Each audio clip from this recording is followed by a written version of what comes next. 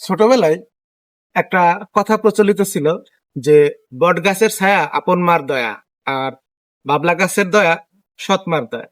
তো এই সেই বট গাছ, আর তার নিচে একটি ঘাট, আর পাশ দিয়ে বয়ে চলেছে নবগঙ্গা নদী। এই নবগঙ্গা নদীটা পানি এতটাই স্বচ্ছ ছিল যে উপর থেকে নিচের বালুকণাময় দেখা যেত। আমরা ছোটবেলায় এখান দিয়ে প্রচুর সাঁতার কাটতাম। আর এই নদী দিয়ে অনেক বড় বড় জাহাজ আসতো, জাহাজ এবং ট্রলার চলতো, এবং সেইখানে অনেক বস্তা ভরে ভরে চাল ধান এগুলো আসতো। আর এর পাশে এই যে দেখুন, লোহাগড়া খাদ্য গুদাম। এই যে এখানে এই গুদামে জমা হতো। আর এই যে যে এখানে দেখতে পাচ্ছেন আপনারা যে এই যে বট গাছ, অনেক প্রাচীনতম একটা বট গাছ।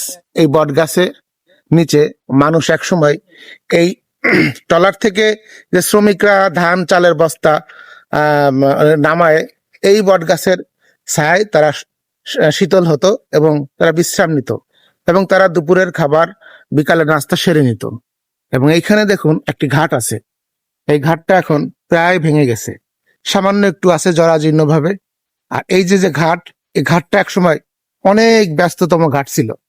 এই ঘাট দিয়ে সারাদিন শ্রমিকরা তাদের বোঝা বয়ে বয়ে এই গোদামে তারা লোড দিত। আর আজকে কালের বিবর্তনে এই ঘাটটা নষ্ট হয়ে গেছে, কিন্তু নদী তার দিশা বদলায়নি। এই নদী দিয়ে এখনো জেলেরা এই যে ভেসাল দেখতে পাচ্ছেন, এই ভেসাল দিয়ে তারা মাছ ধরে এবং সারাদিন মাছ ধরে বিকালবেলা স্থানীয় হাটে বিক্রি করে। তো এই নদীটা প্রায় অবস্থা খারাপ। এখন দেখেন মানুষ এখানে, এই যে দূর থেকে দেখা যাচ্ছে, মানুষ এখানে ময়লা ফেলায় ভাগাড়ে পরিণত করেছে। এই নদীটা এখন যদি এর কণ্ঠ আমরা শুনতে পেতাম, এই নদীটা আমাদের বলতো, কোথায় আমার সেই প্রিয় ভাই ও বন্ধুরা, আমাকে একটু বাঁচাও, তোমরা আমাকে একটু রক্ষা করো। কিন্তু এই নদীর যে সুশলা যে পানি এবং যে স্নিগ্ধময় পানিটা, স্বচ্ছ পানি, এখন আর আস্তে আস্তে কালের বিবর্তনে হারিয়ে যাচ্ছে।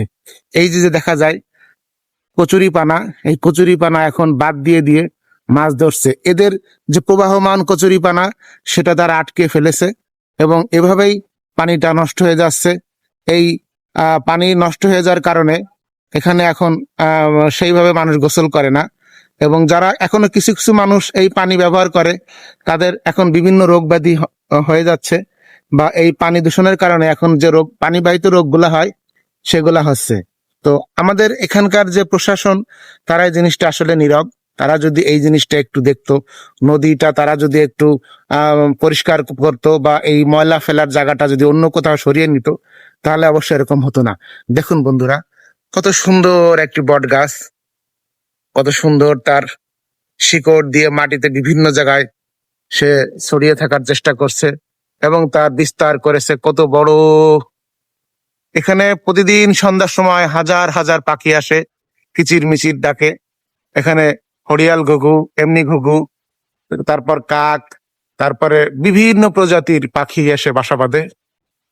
দেখুন, এটা এত সুন্দর একটা জিনিস। এই যে এখানে খাদ্য গুদাম, তারপরে রাস্তা, তারপরে ঘাট, তারপরে বট গাছ, এবং তার পাশেই নদী। এই সুন্দর মেলবন্ধনটা এখন প্রায় দেখাই যায় না। কত সুন্দর একটি জায়গা। তো নতুন আবার কোনো কিছু নিয়ে আসবো আপনাদের সামনে। আজকে এ পর্যন্তই, ভালো থাকুন, আল্লাহ হাফেজ।